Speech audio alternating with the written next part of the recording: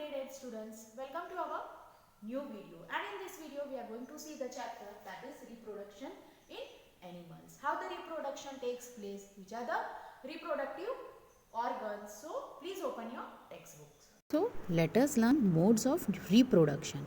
Have you seen the young ones of different animals? Try to name some of the young ones by completing table 9.1 shown in the example. So the table is given in your textbook. You are going to complete that.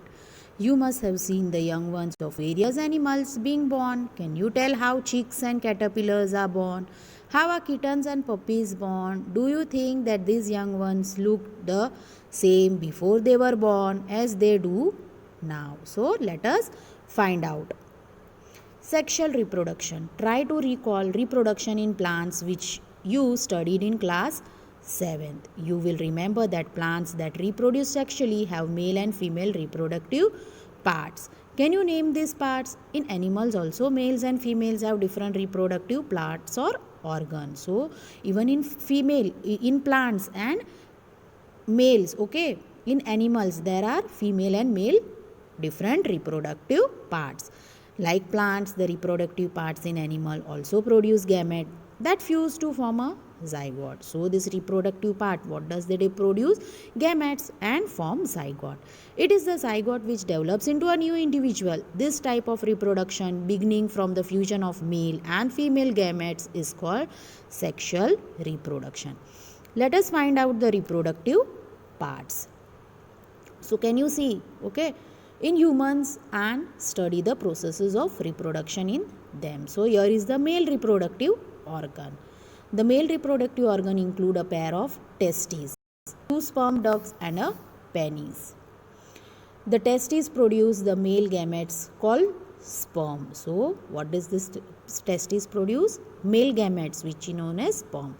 Millions of sperms are produced by the testes. Look in figure. Can you see the human sperm shown? Okay, with the different part, which shows the picture of sperm. Those sperms are very small in size. Each has a middle head, a middle piece and a tail. Does it appear to be a single cell? Indeed, each. So can you see the figure 9.2? It is a human sperm. Is a single cell with all the usual cell components.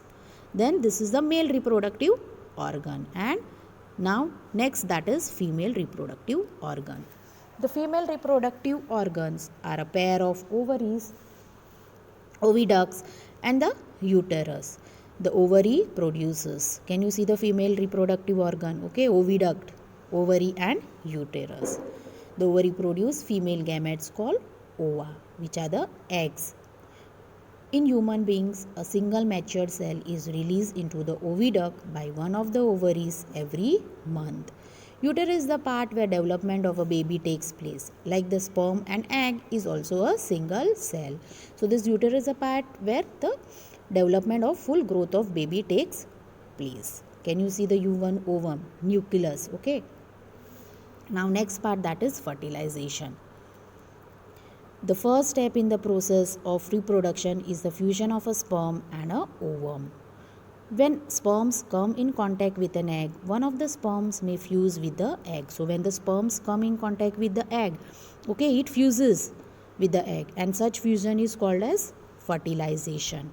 During fertilization, the nuclei of a sperm and egg fuse to form a single nucleus. So when this fertilization, okay, nuclei of a sperm and the egg fuses, it form a single nucleus. This result in the formation of a fertilized egg or zygote. The process of fertilization is the meeting of an egg cell from the mother and a sperm cell from the father. So in this process of fertilization, the meeting of an egg cell, okay, from mother and the sperm cell from the father. So the new individual inherits some characteristics from the mother and some from the father. You can look at your brother or a sister. See if you can recognize some characters in them similar to those to your parents. Fertilization, which takes place inside the female body, is called internal fertilization, and the fertilization which takes place inside the body of the female, that is called as internal fertilization. Internal fertilization occurs in many animals including human, cows, dogs and hens. Development of embryo. Fertilization results in the formation of zygote, which begins to develop into an embryo. So what happens when the fertilization results in the formation of zygote, okay, which begins and develop into an embryo, and the zygote divides repeatedly to give rise to a ball of cells.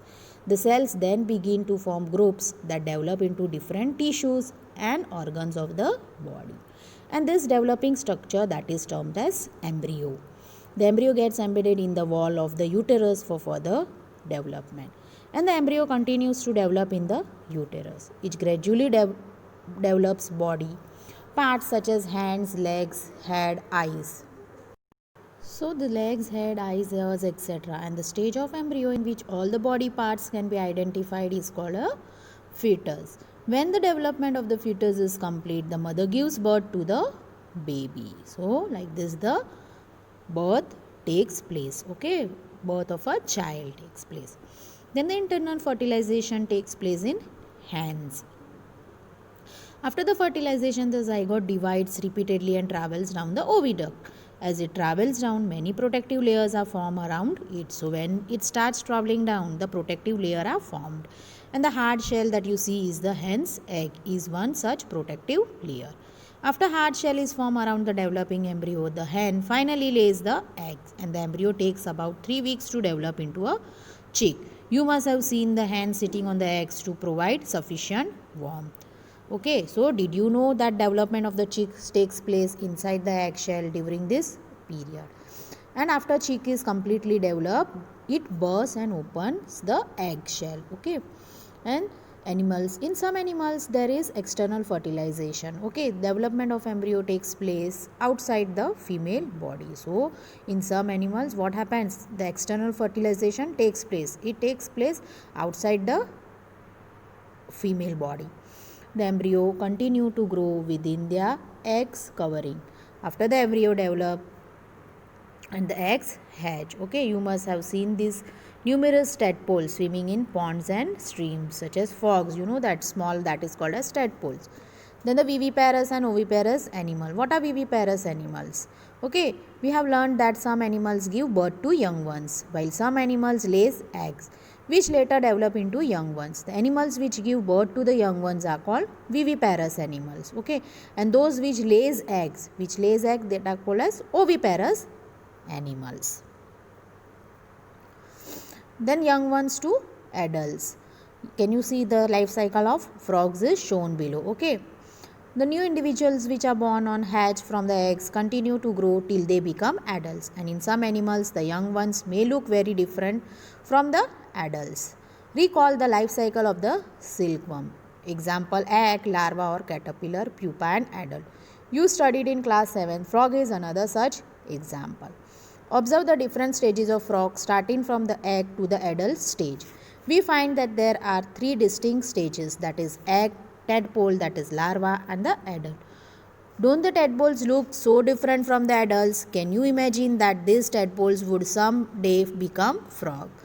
Similarly, the caterpillar or the pupa of silkworm looks very different from the adult moth. The features that are present in the adult not found in this young one. Then when happens to the tadpole or caterpillars thereafter?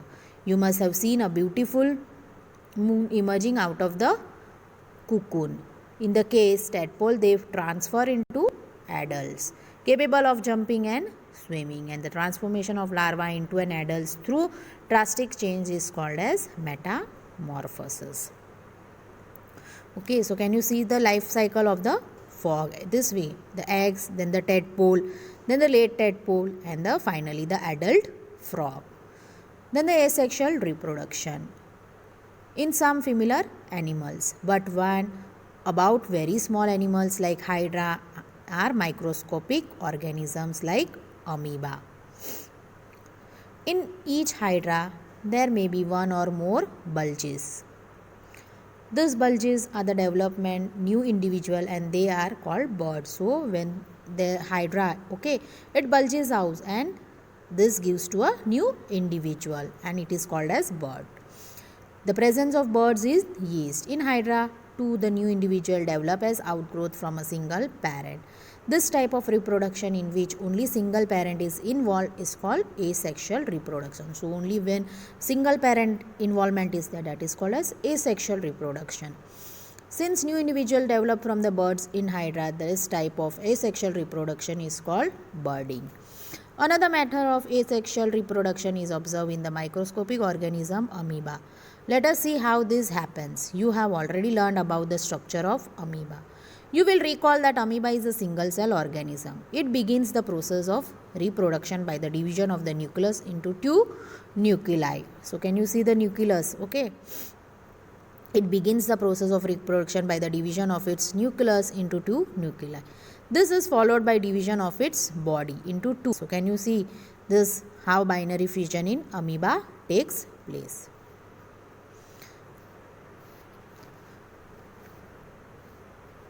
Write down this question answers in your notebook. See you in the next video with new chapter.